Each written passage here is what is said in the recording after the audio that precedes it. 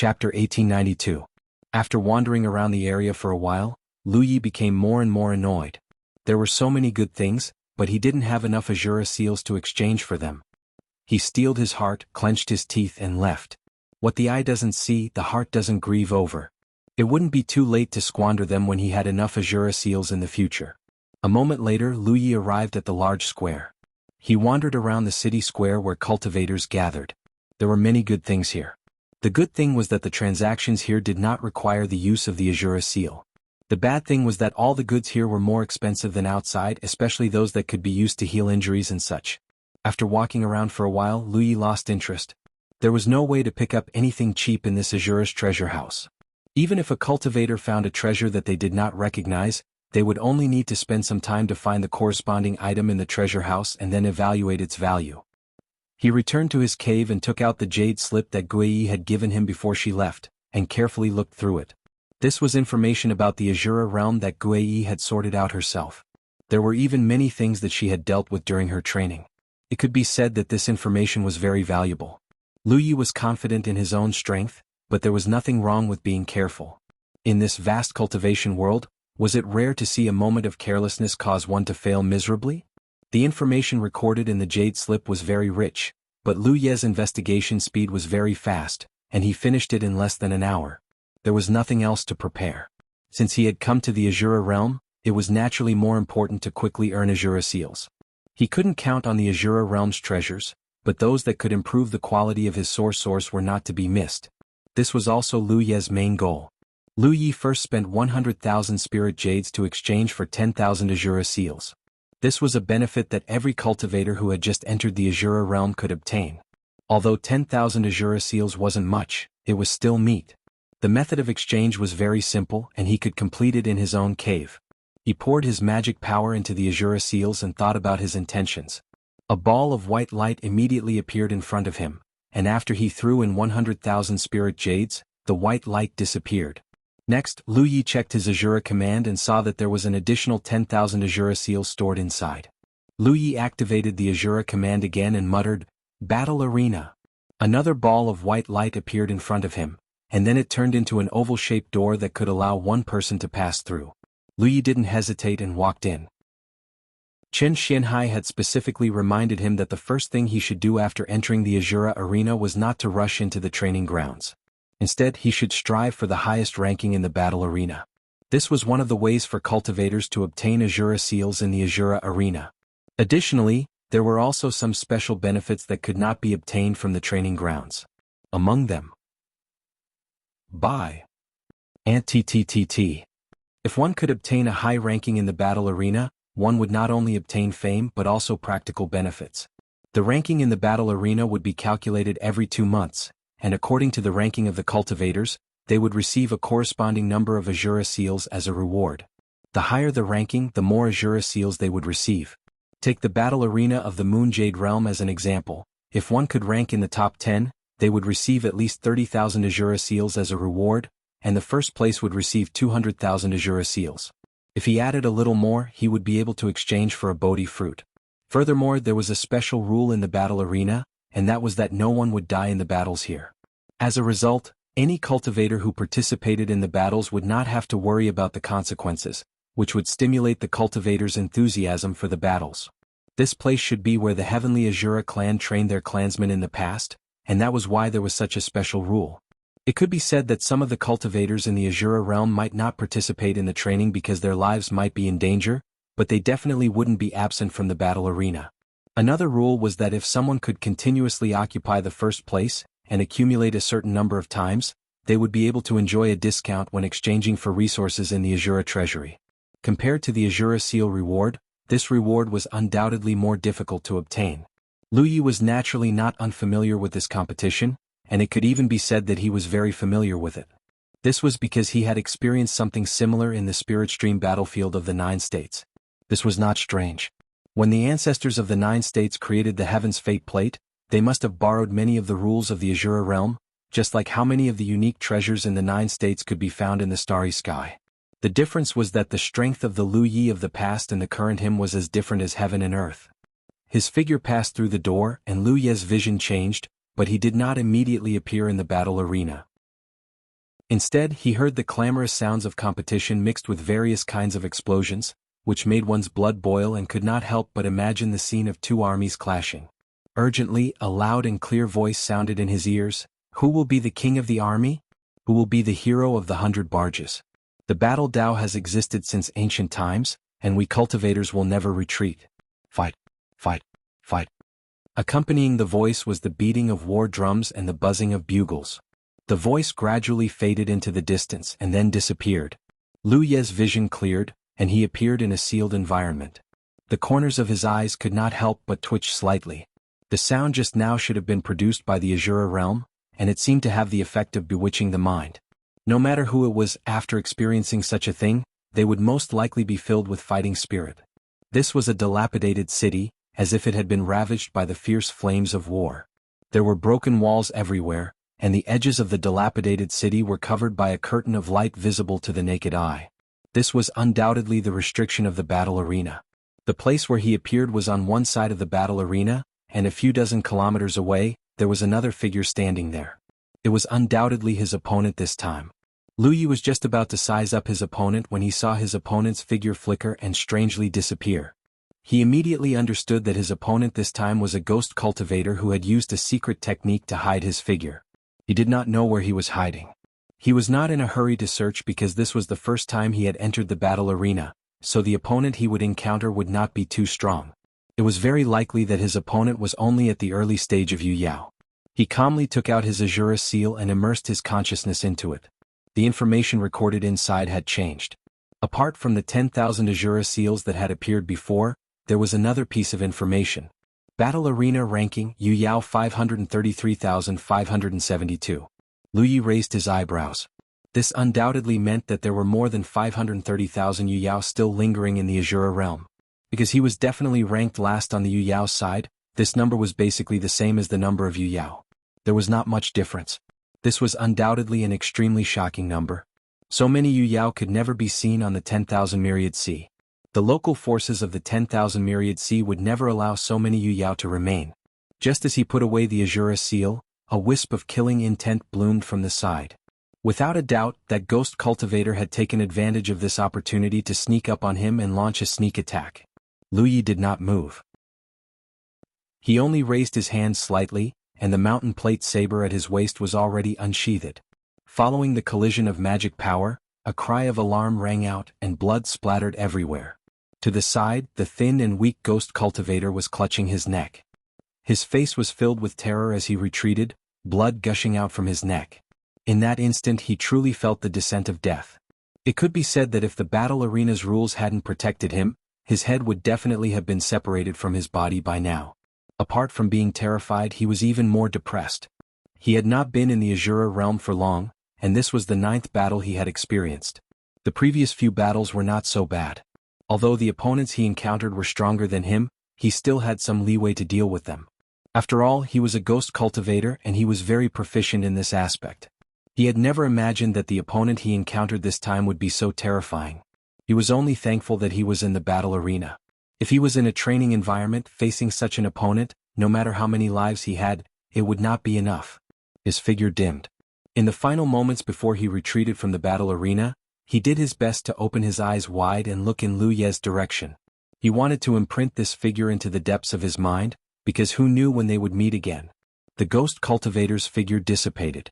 Although he did not die on the spot under the protection of the battle arena's rules, the injuries he suffered were real and should take a while to recover.